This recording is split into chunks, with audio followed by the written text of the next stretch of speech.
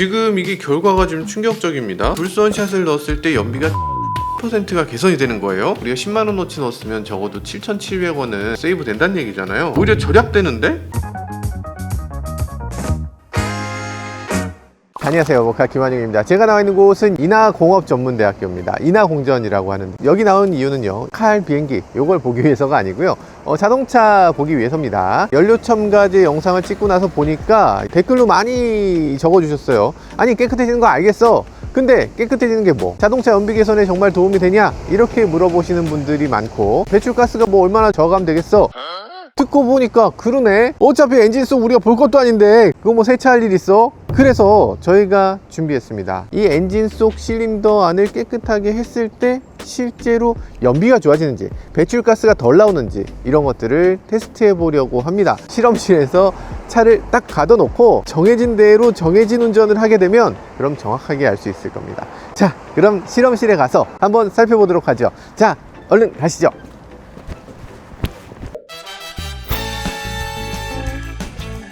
아, 여기구나. 산업전환공동훈련센터. 지금 저희가 가져온 차는 세 종입니다. 하나는 산타페, 하나는 스포티지, 하나는 카니발, 이렇게 세 가지 차종을 준비했는데요. 지금 스포티지 상태가 메롱하네요. 그리고 여기 있는 카니발, 차가 언제 죽어도 이상하지 않을 것 같은 그런 상태의 차입니다. 사실 이 차에 DPF가 달려있지 않아요. 요즘 여러분들의 차는 DPF 안 달려있는 차 아마 거의 없으실걸요. 그런데도 이 차를 준비한 이유가 있습니다. 테스트를 통해서 매연이 얼마나 저감되는지를 알기 위해서 이 카니발도 준비한 건데요. 물론 이런 차들도 매연이 안 나오는 건 아닐 겁니다. 만들어지긴 하는데 DPF를 통해서 일일이 걸러지는 거죠. 그래서 걸러지지 않은 상태의 매연은 얼마나 나오는지를 테스트하기 위해서 굳이 옛날 차를 가져다가 이렇게 테스트를 해보는 거니까 끝까지 한번 살펴보세요.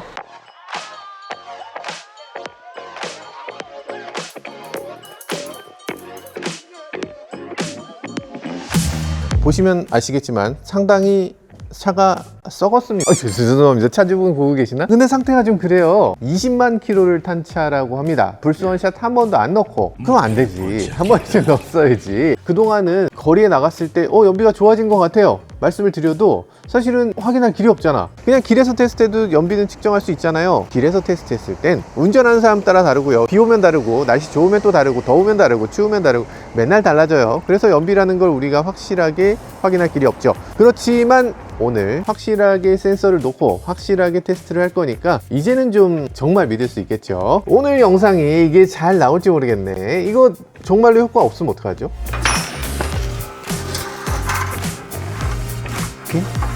자, 이 차에서 배출가스도 어마어마하게 나올 겁니다. 일단 매연 나올 거고요, NOx 많이 나오겠죠. 그런 것들을 여기 센서로 측정을 할 거예요. 일산화탄소, 이산화탄소, HC, 탄화수소, 산소, 이런 것들이 나와요. 낙스도 나와요. 그러니까 질소산화물이 얼마인지. 그리고 집어넣은 상태에서 자동차 시동을 걸어요. 그러고서 저 모니터를 보고 가속 페달을 밟으면서 정해진 모드대로 주행을 해요. 그 모드대로 주행을 하면 그때 나오는 배출가스를 보고 그걸로 측정을 하도록 하는 거예요. 여러분들 연비 테스트하는 거 직접 보셨어요? 어디 고속도로 같은 데 가면 테스트한다고 생각하세요? 그런 거 아닙니다. 실험실에서 하는 거예요. 연비 테스트 과정을 보여드린 분이 혹시 계시나? 물론 이게 연비 테스트의 일반적인 과정은 아니에요. 연비 테스트는 흔히 우리가 뭐 WLTP라든지 CVS75라든지 이런 것들을 합니다. 근데 그거는 시간이 너무 많이 걸려서 저희는 그것보다 조금 더 압축된 형태로, 그리고 전체 가스를 다 포집해서 하는 방식이 아니라 퍼센트로 연비를 계산할 수 있는 방법을 우리가 산술식을 이용해서 테스트를 할 거예요. 실제로 자동차 제조사에서는 이런 식으로 합니다. 자, 그러면 제가 한번 주행하면서 연비 테스트 어떻게 하는지, 이 배출가스 테스트는 어떻게 하는지를 보여드리도록 하죠. 지금은 비포예요, 비포. 여기서도 안전벨트 매야 돼요. 아무리 실험실이지만 안전벨트 매야 됩니다. 이거 튀어나갈 수도 있거든.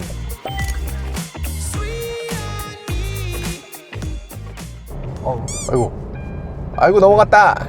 속도 초과 다시 해야 되나? 네. 탈락했습니다. 탈락했어요.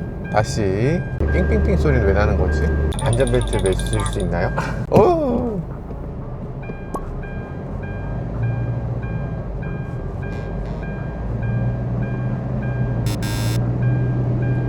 한번 페일. 3단 2단 뭐예요 저거는? 기어를 바꿀 필요 없어요? 수동기 할 때. 수동으로 해야 되는 거 아니에요? 아니고요. 자동은 뒤 위치에만 놓으면 되고 수동 변속기 차량 같은 경우는 기어 변속을 해야 돼요. 누가 해줘야 되니까 여기서 해라 이렇게 알려주는 거구나. 상당히 잘하시고. 감사합니다. 칭찬하면 안 되는데 칭찬해 주셔가지고 너무 기뻐하고 있다 지금. 눈알이 빠질 것 같아요 선생님. 어떻게 이런 걸 이렇게 잘하세요? 라는 브레이크를 살짝 밟고 그 다음에 브레이크 밟지 마시고 브레이크를 떼주세요. 네, 됐습니다. 너무 잘하시네요. 아유, 자, 이거 어쨌든 통과했네요. 네, 이거 쉽지 않은 일이었는데, 이게 됐습니다. 감사합니다. 이게 모드 실험이 이게 쉽지가 않아요. 어떻게 되긴 됐는데. 자, 한번 가서 살펴보도록 하겠습니다. 지금 여기서 살펴봤더니 와, 이렇게 테스트를 하는구나. 여기서 이렇게 그래프로 나오고 내가 어떻게 탔는지 그대로 이렇게 볼 수 있네. 깔끔하게 잘 탔어요, 그죠? 야, 훌륭하네. 이런 것도 있습니다. 매연이 얼마나 나왔는지, 낙스가 얼마나 나왔는지 이런 것도 실시간으로 계속 보여줘요. 신기한데. 낙스라든지 이런 것들 지금 얼마나 나왔는지 우리 수치로 봤고요. 그리고 CO2가 얼마나 나오는지도 다 봤습니다. 그런데 중요한 것은 그냥 CO2를 우린 퍼센트가 얼마나 있는지를 봤기 때문에 이것만 갖고서 정확한 연비를 아직 측정할 수가 없죠. 그러니까 정말로 공기가 얼마나 흡기가 들어갔는지, 그리고 거기서 CO2가 몇 퍼센트나 됐는지 그걸 가지고서 나중에 계산해서 실제로 이 연비가 얼마나 되는지를 역산해 보도록 하겠습니다. 포티지는 이렇게 테스트했고요. 산타페가 있어요. 산타페는 그래도 많이 타시죠. 이 차는 그러면 연비가 얼마나 나오고 앞으로 어떻게 되는지도 한번 테스트해 보도록 하겠습니다. 자, 산타페로 교체해 주세요.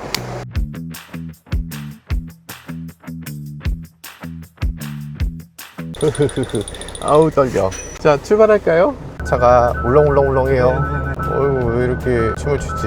왜 이렇게 반응이 늦죠, 얘는? 페달링이 이상하네. 이때 산타페가 이상했구만. 차 핑계 대는 거는 국룰. 매뉴얼로 하시는 게 편할 수도 있겠네요. 네, 맞습니다. 자동 변속기라도 이거를 좀 수시로 수동으로 이렇게 변속해주면서 하는 게 더 편할 수도 있겠는데요? 네, 근데 그거는 이제 룰이 아니니까. 그렇게 할 수가 없구나. 네. 알겠습니다. 네, 너무 재밌게 잘하셨습니다. 잘했습니다. 감사합니다. 불소샷 넣는다고 이게 과연 해결이 될까?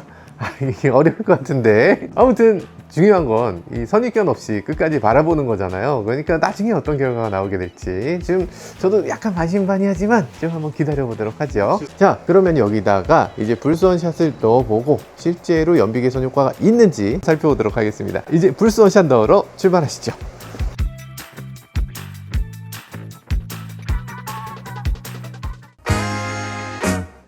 시간이 많이 지났습니다. 벌써 한 일주일 지났네요. 저는 그 사이에 영국도 갔다 오고 그랬는데 그 와중에 이 차를 가지고서 부산에 다녀왔습니다. 출발 전에 이 차의 연비와 여러 가지를 테스트했고요. 그리고 부산까지 다녀오면서 이 연료를 2번 채웠습니다. 그리고 불수원샷도 2번 넣었죠.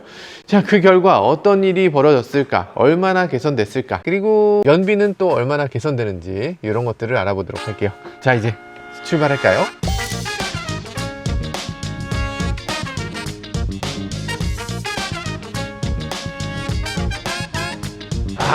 잘 됐을까? 네, 아니요.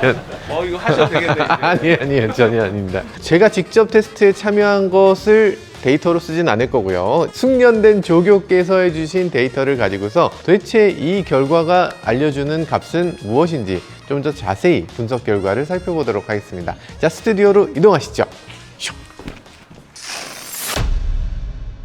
네, 다 보셨죠? 이 실험을 직접 진행하신 교수님을 모시고서 여쭤보도록 하겠습니다. 와, 안녕하세요. 네, 안녕하십니까. 인하공업 전문대학 자동차공학과의 김종우라고 합니다. 반갑습니다. 교수님, 반갑습니다. 누군지 사실 저희는 잘 알고 있는데 누구신지 소개를 좀 한번 해주시면. 2001년에 대학에 왔고요. 전에는 이제 그 대우자동차, 지금은 한국 GM으로 이제 이름이 바뀌었는데 거기서 이제 연구원 생활을 한 10년 했습니다. 지금은 자동차공학과 교수도 하고 고용노동부에서 지원하는 산업전환훈련센터 이제 센터장도 맡고 있습니다. 그렇군요. 일단 20년 동안 자동차 전문 교수님을 하셨고 10년 동안 또 자동차 회사에서 연구원으로 계셨고, 와, 이러면 자동차 엔진에 대해서는 정말 권위자 중에 권위자라고 할 수 있겠네요. 하다 보니까 그렇게 됐습니다. 알겠습니다. 자, 아무튼 이번에 직접 낡은 디젤차 세대를 놓고서 이렇게 살펴봤는데 그전에는 저희가 가솔린 차로는 테스트를 했습니다. 그때 저는 내시경으로 이렇게 이렇게 속을 들여다보고 이게 얼마나 깨끗해졌나 이런 걸 볼 수 있었는데 디젤은 그게 되게 어렵다고 해요. 네네. 그 디젤은 가솔린 엔진하고는 구조가 다른 형태로 되어 있고요. 시스템상 이제 매연이 많이 발생하는 그런 구조로 되어 있습니다. 그리고 이제 디젤은 연료 분사를 이제 피스톤 안쪽에다 하기 때문에 어떤 클리닝 효과라든지 그런 거를 잘 보기가 힘든 그런 형태로 되어 있고요. 실험을 통해서 배출가스 저감이라든지 또 연비 관련된 그런 부분을 확인할 수밖에 없는 상황입니다. 아, 저 어려움이 있군요. 잠깐만. 이게 근데 말씀 듣다 보니까 좀 궁금증이 막 생깁니다.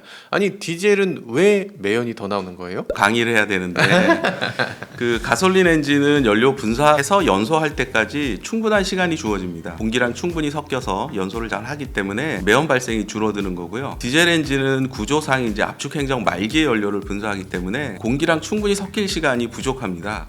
그래서 매연의 이제 주 성분이 이제 탄소가 연료에서 나오는 거거든요. 그래서 이제 디젤은 태생적으로 매연이 많이 발생할 수밖에 없는 그런 구조로 되어 있다 이렇게 말씀드릴 수 있습니다. 분사가 정말 가늘게 이렇게 쫙 분사가 돼야 되는데 그게 제대로 되지 못하면 그 중에 일부는 연소가 제대로 되지 못하고 그게 카본 덩어리가 돼서 매연으로 나오게 되는 거군요. 그렇습니다. 네. 아, 카본 블랙 우리가 얘기하듯이 그렇구나.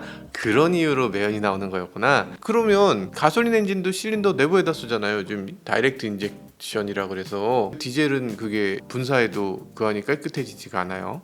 그거는 이제 GDI 엔진 같은 경우는 이제 피스톤에다가 직접 연료를 분사하는 형태로 되어 있고요. 그래서 이제 피스톤이 깨끗해지는 게 육안으로 내시경이나 이런 걸 통해서 내부를 보면 확인할 수 있는데 디젤은 이제 그렇게 되어 있지 않고 피스톤 안쪽이 연소실로 되어 있습니다. 이제 구조가 이렇게 안쪽으로 폭 파여져 있는 이런 구조로 되어 있거든요. 그래서 이제 육안으로 확인하기가 상당히 어려운 그런 구조로 되어 있고요. 또 하나는 이제 디젤 같은 경우는 이제 연료 분사 자체가 이제 점화 시기도 관여를 하는 부분이기 때문에 분사 패턴이라든지 그런 것들이 굉장히 중요한 역할을 합니다. 연소에서. 그렇기 때문에 엔진이 노후화될 경우에는 분사 패턴이 흐트러져서 매연 발생이라든지 뭐 연비 악화라든지 성능 저하라든지 이런 것들이 밀접하게 연관이 되어 있기 때문에 그런 부분을 잘 살펴봐야 된다 이렇게 말씀드릴 수 있습니다. 그러니까 이게 가솔린 엔진 같은 경우는 이렇게 편편하죠. 이렇게 네. 네, 여기다 그냥 칙 써갖고 네. 여기 좀 닦일 것 같은데 네. 근데 디젤 엔진은 이렇게 생겼군요. 피스톤은 이렇게 온폭하게 되어 있고 또 가운데가 톡 튀어나와 있고요. 이렇게 네. 이렇게 생겼군요. 예, 이렇게 예, 이렇게 그래서 그 생겼구나. 안쪽으로 쏘니까 거기를 보기는 상당히 어렵습니다.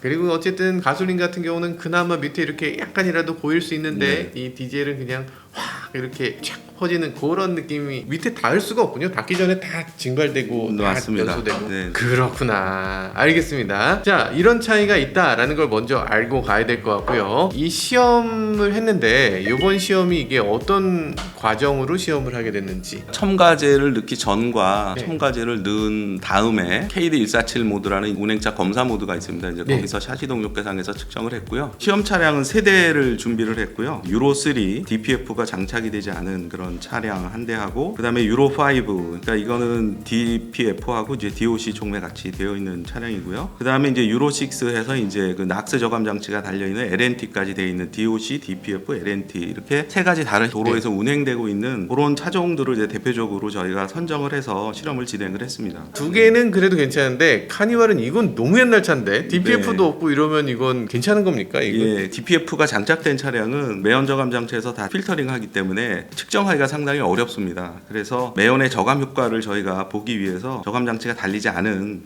이런 차를 선정하게 되었습니다. 근데 저감 장치가 있다면 매연이 아무리 많이 나와도 전혀 상관없는 거 아닙니까? 그렇진 않고요. DPF라는 거는 이제 일종의 필터인데 매연을 이제 걸르는 그런 장치가 되거든요. 근데 매연이 꽉 막히게 되면 이걸 재생을 해서 뚫어줘야지 됩니다. 이제 그러려면 이제 후분사라는 거를 통해서 이제 배출가스 온도를 올려서 네. 이거를 태워주게 되는데 그렇게 되면 이제 연료 소모도 많이 되고 또 그 과정에서 이제 낙스라든지 HC 배출이 또 상당히 증가하는 그런 문제도 발생하기 때문에 엔진 자체에서 줄여주는 그런 거는 반드시 필요한 것입니다. 그럼 전후의 차이를 명확하게 알 수 있는 테스트일 것 같은데 근데 좀 이상한 게 있어요. 도로안전공단에서 매년 2년마다 검사 받지 않습니까? 네. 그러면 거기서 매연 테스트도 하는데 대부분 차 문제 없다고 하거든요. 제작차 인증하고 이제 운행차 검사 모드하고 방법이 다른 차이에서 발생하는 문제인데요. 제작차에서 인증할 때는 이제 누적으로 합니다. 주행 모드를 주행하는 검증한 다음에 계속 발생하는 것들을 누적한 다음에 이제 이거를 주행 거리로 나눠줘서 중량으로 이제 규제를 하게 되는데, 운행차 검사에서는 이제 시간의 제약상 그렇게 할 수는 없고 피크치를 농도로만 규제를 합니다. 그러니까 이 차가 고장이 나서 아주 심각한 문제가 있지 않는 한 이 차가 그 규제치를 오버하기가 상당히 어려운 그런 부분으로 되어 있다고 말씀드릴 수 있고요. 그런데 요즘에는 이제 차를 잘 만들기 때문에 피크에서 확 문제가 터지는 그런 차들은 거의 없고, 이것도 이제 운행차 검사도 제작차 인증 방식과 비슷하게 그런 방식으로 이제 바꿔야 된다, 이렇게 이제 제가 여러 차례 주장을 하고 있습니다. 아니 너무 맞는 말씀이신 게, 지금 디젤 차가 문제가 되는 경우가 없어요.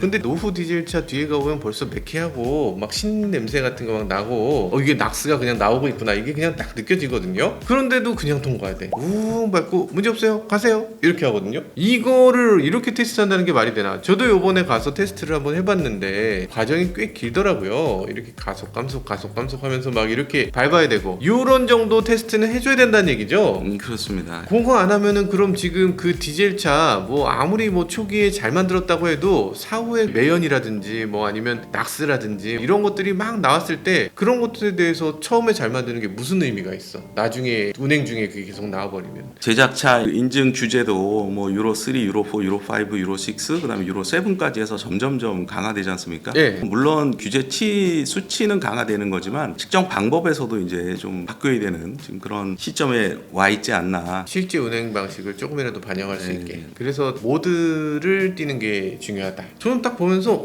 저기 지금 매연 나오는데 저 차가 어떻게 통과하나 하는데, 그게 다 이유가 있었군요. 아니 근데 가솔린은 그럼 어떻게 하고 있습니까? 가솔린은 이제 조금 더 문제가 심각한데, 그거는 이제 ASM 255 모드라고 해서 그냥 40km로 정속 주행을 해버립니다. 그나마 디젤은 가속, 감속, 실도로랑 비슷하게 이렇게 하는데, 네. 가솔린은 그냥 정속으로만 하기 때문에 거기서 문제점을 찾아내는 거는 거의 불가능한 거, 어떻게 보면 좀 의미가 없는 그런 방식이라고 생각을 하고요. 그래서 차제 이것도 KD147하고 같은 방식으로 통일을 하는 것이 훨씬 좀 효율적이지 않나.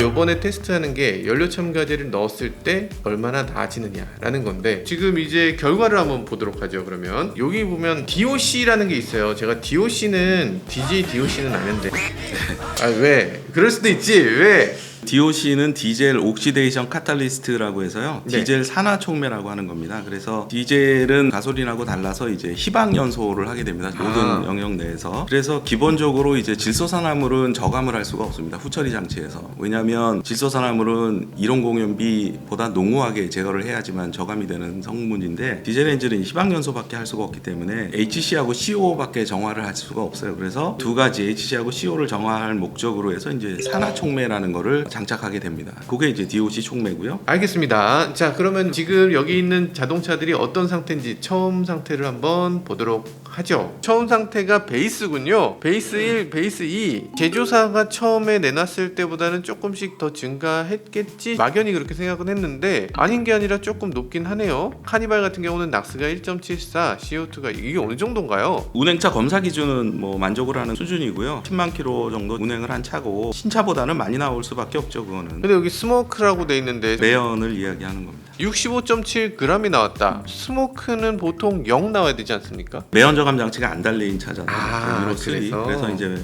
많이 나오게 되는 거고요. 그리고 카니발 말고 스포티지군요. 이건 아까보다 훨씬 난데요? 그렇죠. DPF가 장착되어 있기 때문에 그렇게 되는 거고요. 사실상 0이다. 네네. CO 같은 경우도 이제 거의 뭐 0에 가깝다고 이제 나온 거고요. 디젤 엔진에서는 HCO는 이제 중요한 게 아닙니다. 희방 연소라 자체가 별로 나오지도 않고, 또 DOC 촉매에서 그나마 또 90% 이상 정화하기 때문에 HCO는 이제 디젤 엔진에서 문제 안 되고요. 그래요. 스포티지 있고, 그리고 그 다음은 또 뭐죠? 유로 6 산타페고요. 여기서도 보시면 이제 매연은 이제 DPF 장치 되어 있으니까 안 나오게 되고요. 네. 여기도 낙스가 이제 상당히 적게 나오게 되죠. SCR은 아니고 그 전 단계에 적용이 된 기술인데, 린낙스 트랩이라고 해서 네. 낙스 저감 장치가 이제 붙어 있는 그런 차량이 되겠습니다. 우리가 LNT를 굉장히 무시했었는데요. 이게 폭스바겐이 사기친 거 아니냐? 이렇게 생각했는데 효과가 있네요. 당연히 있죠. 아까도 말씀드렸지만 디젤 엔진 희방 연소이기 때문에 낙스 정화를 못 하거든요. 그래서 이제 얘는 낙스를 이제 흡착하고 있다. 있다가 순간적으로 연료를 분사를 하게 됩니다. 그래서 농후하게 만들어주는 거죠. 그래서 정화를 시켜버리는 거예요. 그게 이제 LNT 개념이고요. SCR은 이제 연료 대신에 이제 요소수라는 암모니아 성분을 분사를 해서 이제 정화하는 거고요. 근데 이제 효율은 이제 SCR이 더 높죠. LNT보다. 그래서 이제 초기 LNT로 시스템 장착하다가 유로 6 후반에는 이제 SCR로 바뀐 그런 형태가 되어 있습니다. 근데 이 차는 이제 LNT가 장착된 차가 되겠습니다. 알겠습니다. 이렇게 처음 결과가 나왔는데 이 정도 차면은 괜찮은 수준이라고 봐야 됩니까? 아니면 좀 상태가 나쁜 거라고 봐야 됩니까? 차 상태는 뭐 보통의 네, 자동차들. 네, 네. 알겠습니다. 결과가 어떻게 됐는지 간단히 살펴보도록 하죠.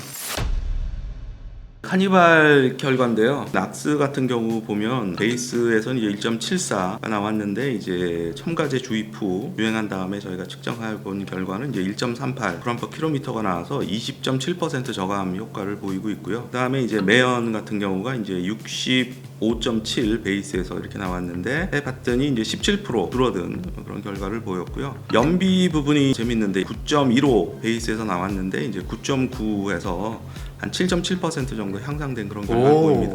근데 이제 이 연비는 인증 연비하고 같이 얘기할 수는 없고요. 5 사이클 가지고 해서 보정식으로 해서 이제 구하는 그런 방식이고요. 이거는 이제 도심 주행 모드만을 가지고 비교를 한 부분이 되겠습니다. 그래서 정확하게 일치할 수는 없는 거지만 상대적으로 보는 거에는 의미가 있는 그런 결과라고 보게 되겠습니다.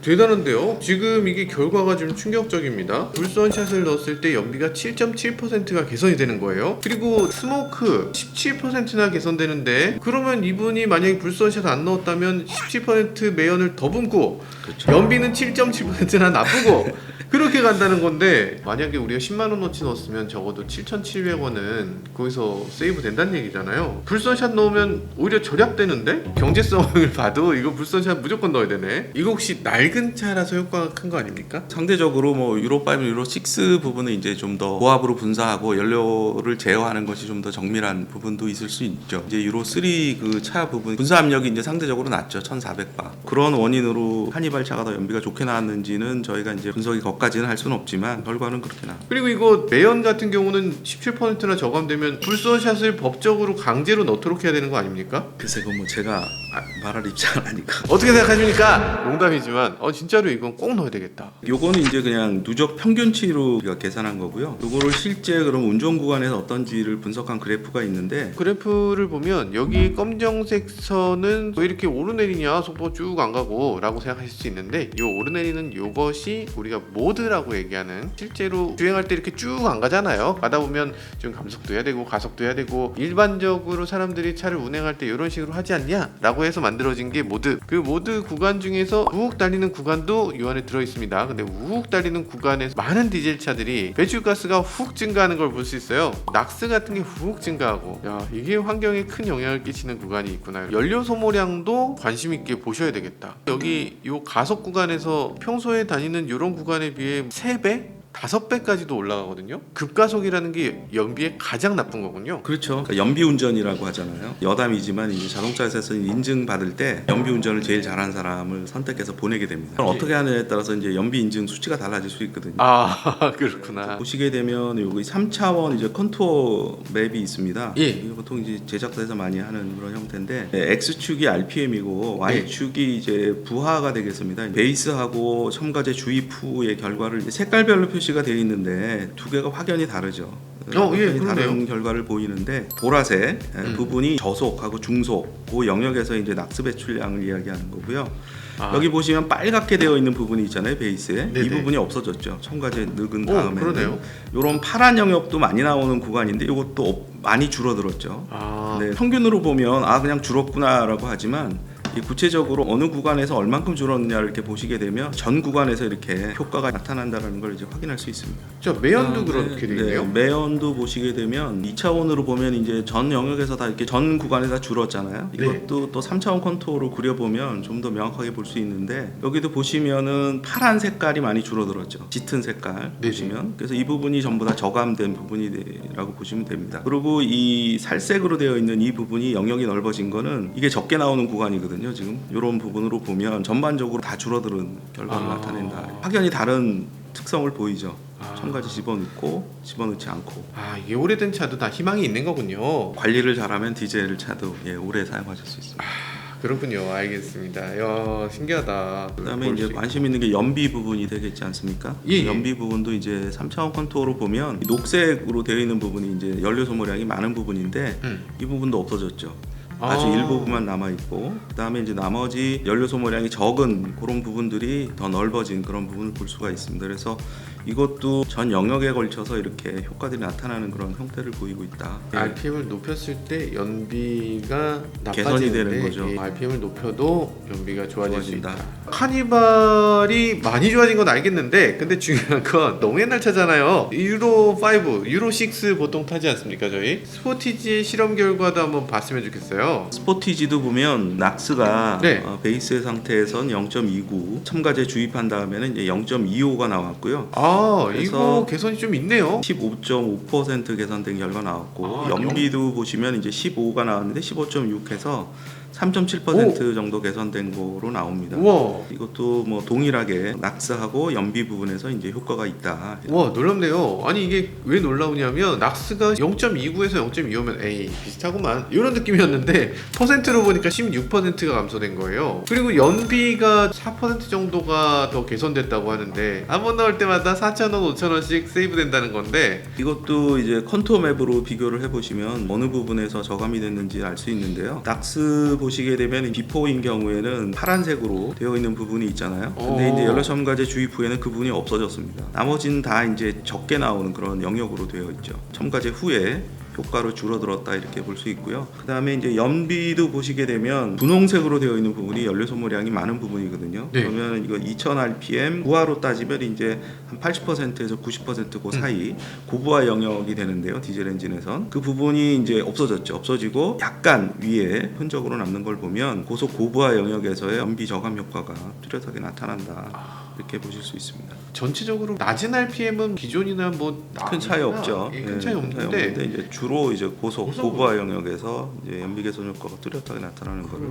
확인할 수 있습니다. 알겠습니다. 유로 6 산타페. 네. 사실 유로 6 정도 되면 많은 분들이 생각하실 겁니다. 야, 내 차가 무려 유로 6인데 여기 뭐 필터도 있고 다 있는데 내 차에 뭐가 문제가 되겠어? 아무것도 안 해도 멀쩡할 거야. 생각하실 텐데 산타페 시험 결과를 보도록 하죠. 산타페도 보게 되면 베이스인 상태에서 낙스가 0.17 나왔고요. 그다음에 주입 후에는 0.1 나와서 오. 44% 저감된 효과를 보입니다. 44%? 네. 거의 반이 줄었네요. 예, 예. 낙스가 이렇게나 줄어들 수가 있나? 이건 좀 문제가 있다. 이게 처음 나왔을 때는 낙스가 없는 상태로 해서 유로 6 잘 통과하는데 차를 어느 정도 운행하고 나면 낙스가 확 증가했다는 거잖아요. 클리닝을 주기적으로 해주지 않으면 유로 6라는 그런 거를 나중에 달성 못하게 된다는 건데 2년마다 받는 검사에서 이걸 아주 철저하게 좀 봐줘야 되겠네요. 이제 뭐 질량 규제 같은 것들이 이제 필요하다 이렇게 볼 수 있고요. 이것도 이제 3차원 컨투어 맵으로 보시면 여기서는 이제 노란색이 발생이 많은 부분입니다. 그래서 이 부분이 없어졌죠. 그다음에 이 초록색 이 부분도 많이 영역이 줄어든 이런 걸 볼 수 있고요. 노란색 부분이 대폭 없어졌죠. 중속 영역에서도 없어진 걸 볼 수 있고요. 그래서 낙스 저감 효과가 특히 이 차에서는 아주 잘 나타난다 이렇게 확인할 수 있습니다.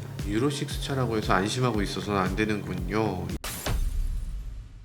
그래서 이제 요게 그러면 왜 이렇게 되느냐, 왜 좋아지느냐라고 보면 그 인젝터 노즐 부분에 대한 이해가 좀 있어야 되는데요. 여기 지금 이런 식으로 지금 8개 구멍에서 이제 연료가 분사되는 이런 형태로 되어 있습니다. 이건 지금 확대해 놓은 건데 실제 눈으로 보면은 보이지가 않아요. 이거 0.1mm 직경이기 때문에 우와, 네, 세상에. 작아서 안 보이는 여기를 통해서 유로 3나 유로 4 같은 건 1,400바, 요즘 나온 유로 6는 거의 뭐 2,500바 정도의 압력으로 밀어내는 겁니다. 압력 얘기하셨는데 1,몇백 바 이렇게 말씀하시잖아요. 2,500바. 바라는 단위가 이제 킬로그램 퍼 제곱센치잖아요. 그러니까 1cm 1cm에 2.5톤을 올려놓는 그런 압력인 거죠. 어마어마한 거. 차 한 대보다 더 높잖아요. 보통 우리 타이어 같으면 한 2몇 바인데 그게 터지면 빠 하면서 막 주변에 사람 다치고 그러는데 2,500바요? 아니 왜 그렇게까지 해야 되죠? 디젤 엔진은 이제 분사 시기를 압축행정 말기에 쏠 수밖에 없고 그런 공기하고 접촉할 수 있는 시간이 부족하잖아요. 네. 근데 매연의 규제치는 유로 6 뭐 이렇게 하면서 강화되니까 분사 압력을 높여서 연료 입자 사이즈를 작게 하는 방법밖에 없는 거죠. 그래서 디젤 엔진의 역사는 분사 압력이 계속 올라가는 역사입니다. 그러니까 이후에 나오는 유로 7은 아마 3,000바 그 예상하죠. 에? 3,000바요? 네, 계속 올라갑니다. 계속. 야, 3,000바라는 압력도 있구나. 오늘 근데 그걸 이해했니? 혹시 왜 분사 압력이 높아야 돼요? 저봐 이상하게 알고 있다니까요. 이게 알기가 어려워. 입자가 작아지기 위해서 왜 압력을 더 세게 한다는 겁니까? 노즐 구멍은 작은데 이제 분사 압력을 계속 높이면 그 작은 구멍으로 밀어 나가야 되잖아요. 연료들이. 그럼 찢어질 수밖에 없는 거죠. 미는 양은 많은데 압력이 높아지니까 더 많이 밀잖아요. 구멍은 똑같고 그러니까 결국은 입자들이 찢어질 수밖에 없는 거죠. 연료 입자가. 그러니까 디젤 만져보시면 식용유 같잖아요. 끈적끈적. 예. 얘가 잘 안 부서지는 구조로 돼 있는 거예요. 근본적으로. 그러면 얘를 달게 쪼갤 수 있는 방법은 상상을 초월한 압력으로 밀어내는 방법밖에 없어요. 우리가 그 약간 물줄기 같은 거 이렇게 분무기나 아니면 이렇게 호스 같은 거 생각해보면 그렇죠. 되겠다. 노압 세차기 이렇게 쭉 보시면 돌리면 이렇게 맞습니다. 그러니까 분해되는 60바로 세차하는 거하고 2000바하고 완전 다르죠. 2000바 만질 수는 없는 거죠. 그 실험실에서 그거 잘못 만져가지고 학생들이 왜냐하면 나오는지 안 나오는지 안 보이거든요. 이게 너무 작아서 그러면 예. 나오나 그러고 이렇게 손을 대는데 별로 안 아프죠. 처음엔 따끔만 합니다. 주사 바늘 맞은 것 같이. 그러고 이제 며칠 있으면 이게 이렇게 붙죠. 병원 가야 됩니다. 뚫고 가는 거예요, 그냥. 이 액체 입자가 주사 바늘 같이 살을 뚫고 들어가서 속으로 확 들어가요. 되게 조심해야 돼요. 저거면 엄청난 거구나, 진짜. 어쨌든 입자를 작게 하려고 그렇게까지 노력한다. 그렇죠. 그런데 그거를 노즐을 막아버리면 아무 소용없다. 그렇죠. 노즐을 관리를 정말 잘해야 되는구나. 요 노즐 구멍에 내연 입자들이 네. 이 축척이 되게 되는 거예요. 이 연료를 분사하는 이게 연소실 바로 위에 같이 그렇죠. 불이 직접. 붙는 그 그렇죠. 자리에 있는 거군요. 네네. 매연이 나오는 그 환경에 점화가 되면 거기 매연이 계속 달라붙을 수밖에 없겠네요. 그렇죠. 게다가 그게 눈에 보이지 않는 0.1mm 이하의 그 홀이라고 하면 매연이 조금만 묻어도 당연히 문제가 생기는 그렇죠. 그런 네. 느낌이 드네요. 그래서 저희가 이제 예. 분해를 해서 사진을 네. 한번 찍어봤는데요. 네, 네. 여기 보시면 바늘같이 되어 있는 그러니까 여기가 이제 노즐이고요. 네. 그 안에 바늘 같은 게 이게 핀틀이라고 해서 그 안에 들어가 있는 겁니다. 그래서 이게 앞으로 갔다 뒤로 갔다 하면서 연료가 분사되고 닫히면 연료가 맞춰지는 거고 이게 뒤로 가면 분사가 되고 이런 형태로 되어 있는데 보시게 되면 이 핀틀이 까맣게 되어 있잖아요. 지금 그러네요. 오른쪽에 보면 이게 뭐냐면 매연 입자가 들어간 거예요. 이 안으로. 인젝터 안으로 그렇죠. 좀 그러니까 매연이 들어가요. 0.1mm 안으로 들어가서 이게 이 안에까지 들어와 있다라는 걸 볼 수 있고요.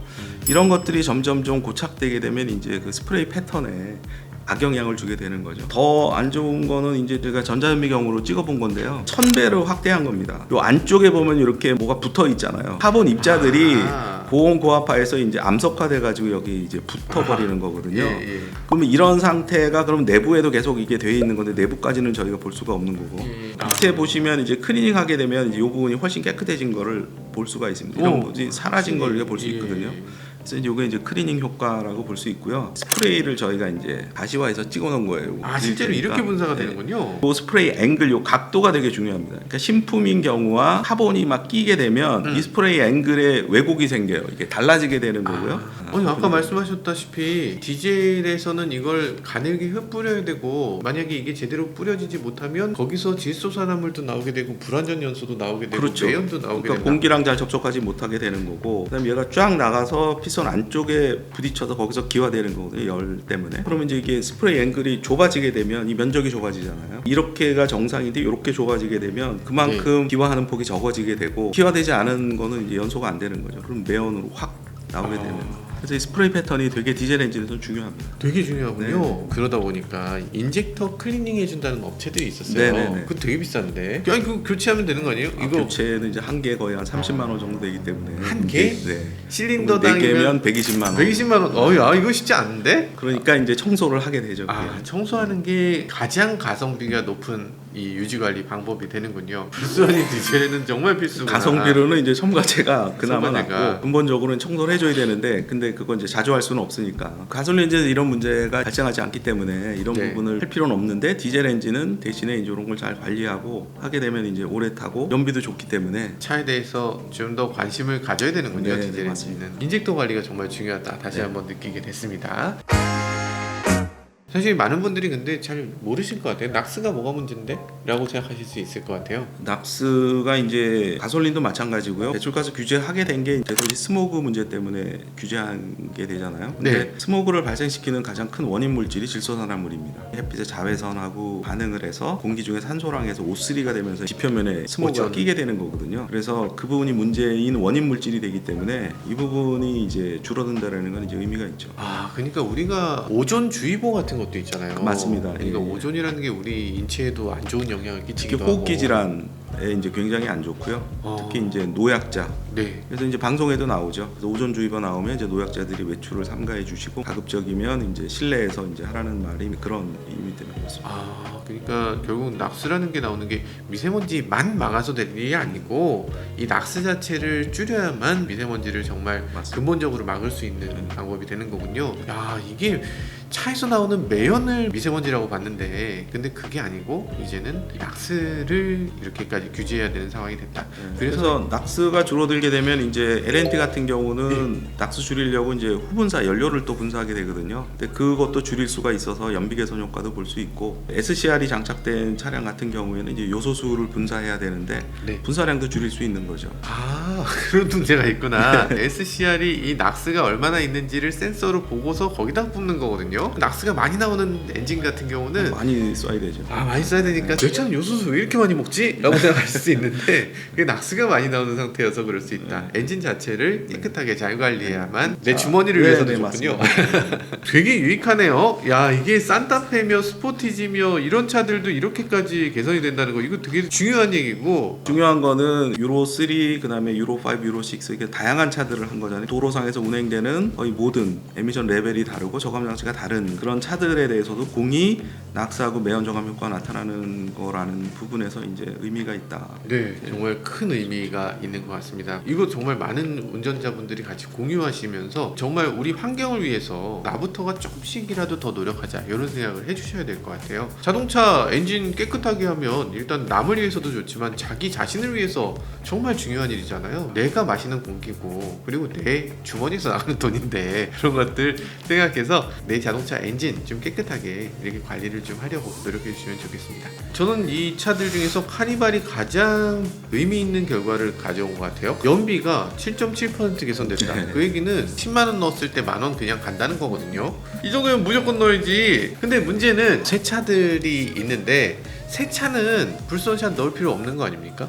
어차피 깨끗한데. 지속적으로 관리를 해준다라는 측면에서는 훨씬 더 인젝터의 상태를 오래 유지할 수 있는 그런 부분이 되기 때문에 주기적으로 관리해준다라는 거는 의미가 있다. 치과에서 스케일링 받는 것 같은 그런 맞습니다, 거라고. 맞습니다. 네. 스케일링 안 하면 이거 빼셔야 되는데요. 이럴 수 있다는 거죠. 그렇죠. 미리미리 스케일링을 쭉 해주면 건강하게 오랫동안 유지되는 것처럼 엔진도 마찬가지로 계속 유지 관리를 해줄 필요가 있는 것 같아요. 불선샷의 효과 다시 한번 느낄 수 있는 좋은 시간이었던 것 같습니다. 나와주셔서 대단히 감사합니다. 지금까지 저는 모카 김한영이었습니다. 네, 저는 김종우 교수였습니다. 감사합니다.